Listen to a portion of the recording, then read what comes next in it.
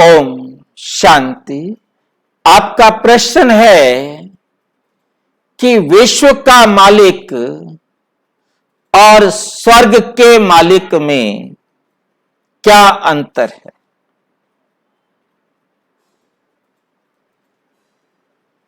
सबसे पहले हमें यह समझना होगा विश्व किसे कहते हैं और स्वर्ग किसे कहते हैं।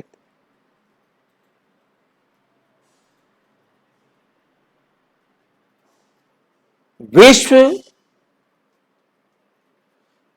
जो भी इस संसार के अंदर स्थूल जगत जो सामने दिखाई दे रहा है,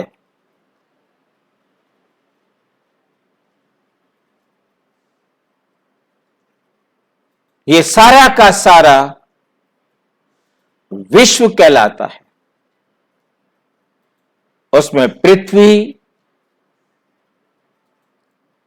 और इसके ऊपर हम इसको ब्रह्मांड को भी जोड़ें तो सारे ग्रह, उपग्रह, सौर फैमिलीज जितनी भी हैं, ये सब दृश्यमान हैं। ये सारा का सारा विश्व कहलाता है।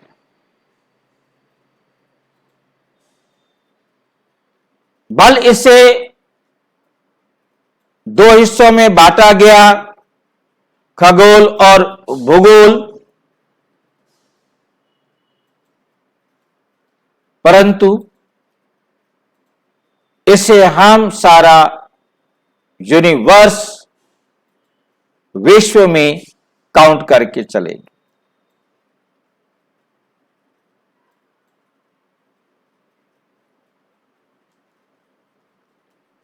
और स्वर्ग, भक्ति मार्ग में यह धारणा थी कि स्वर्ग कहीं ऊपर है,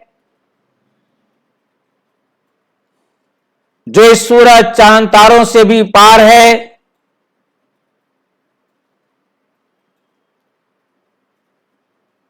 जिसके लिए अलग अलग धर्म ग्रंथों में अलग अलग कल्पनाएं की गई। परंतु अब परमपिता परमात्मा ने बताया, बच्चे,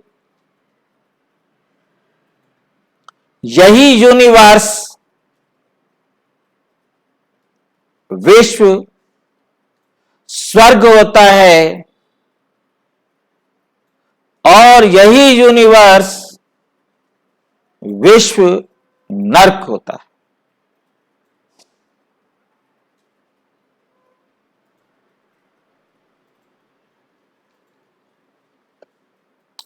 जब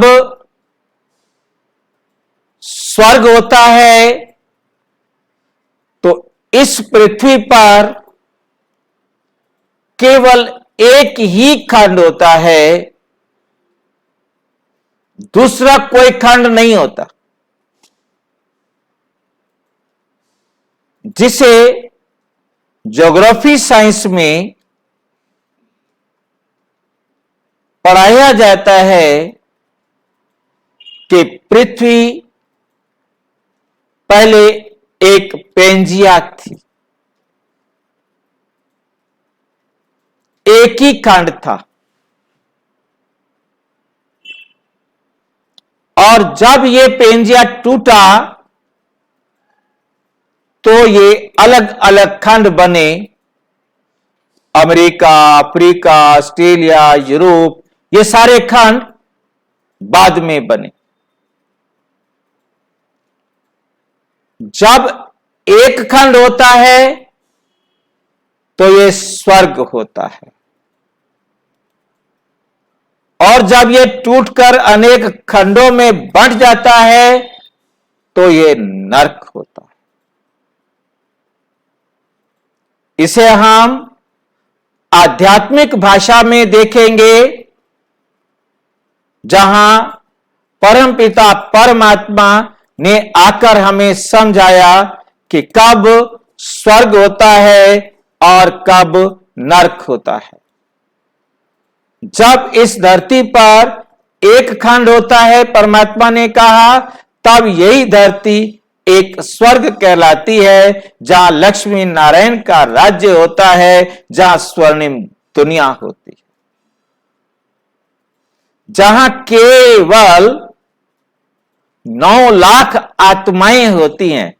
स्वर्ग के आदि में, स्वर्ग के आदि में 9 लाख आत्माएं होती, और सारी आत्माएं 16 कला संपूर्ण अर्थात 16 आने सच्ची होती हैं।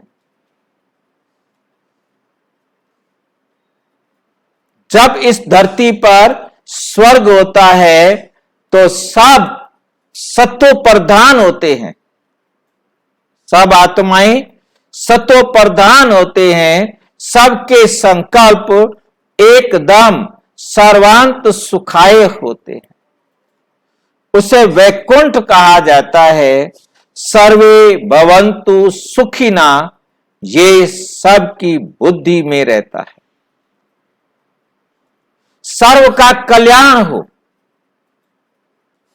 कभी किसी को ऐसा संकल्प नहीं आता जो किसी को दुख पहुंच सके। जब ये दुनिया होती है, स्वर्ग होता है, जो उस समय वहां आते हैं वो स्वर्ग के भी मालिक होते हैं और उस समय के विश्व के भी मालिक होते हैं, क्योंकि विश्व भी यही होता है। नहीं होता तो क्या नहीं होता?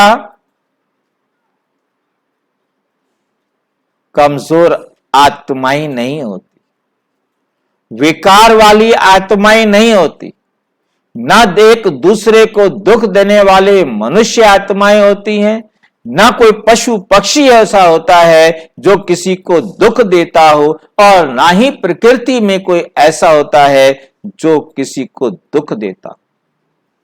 वहां कभी नदी में बाढ़ नहीं आती, कभी बेमौसम की बरसात नहीं आती, कभी प्रकृति किसी भी प्रकार से दुख का कारण नहीं बनती। कोई पशु पक्षी जीव जंतु मनुष्य जरा भी संकल्प नहीं कर सकता, तभी उस विश्व को स्वर्ग कहा जाता है। और धीरे धीरे उस विश्व के अंदर जहर घुलता जाता है। अब जो जब भी आते हैं, त्रेता में आते हैं, तो ये पृथ्वी सेमी स्वर्ग बन जाती है, आधा स्वर्ग रह जाती है, जो उस समय होते हैं। क्योंकि जनसंख्या धीरे धीरे बढ़ती है, सतयुग में 9 लाख होते हैं, तो सतयुग के अंत तक 2 करोड़ हो जाते हैं, और त्रेता के अंत तक 33 करोड़ हो जाते। जो जिस समय आते हैं, जो सतयुग में आए तो वो स्वर्ग और विश्व के मालिक थे। जो एक बार आ गया बीच में वापस नहीं जाता, वो धीरे धीरे पतित होता जाता है।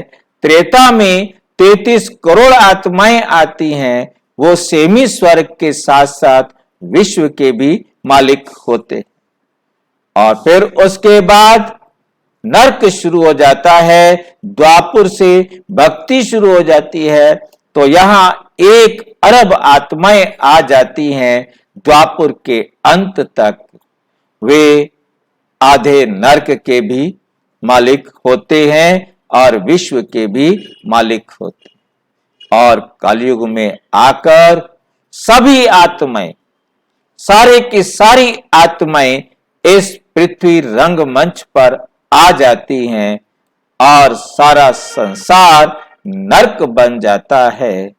तो अब सारी आत्माएं सारे विश्व के भी मालिक हैं और नरक के भी मालिक हैं।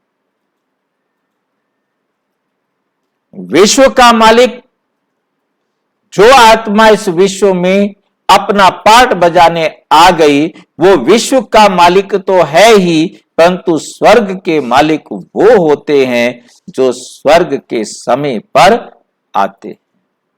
जो लेट आएंगे उतने कम स्वर्ग के मालिक बनेंगे, परंतु हर आत्मा को धीरे धीरे सीढ़ी उतरते आना है।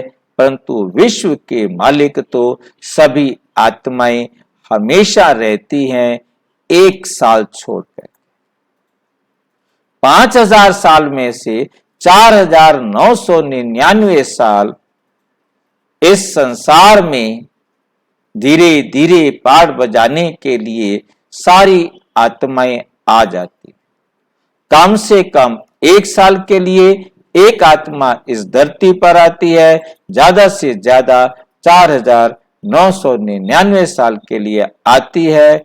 वो विश्व के मालिक बनते हैं, परंतु जिस समय आते हैं उस समय के स्वर्ग या नरक के भी मालिक ऑटोमेटिक होते हैं।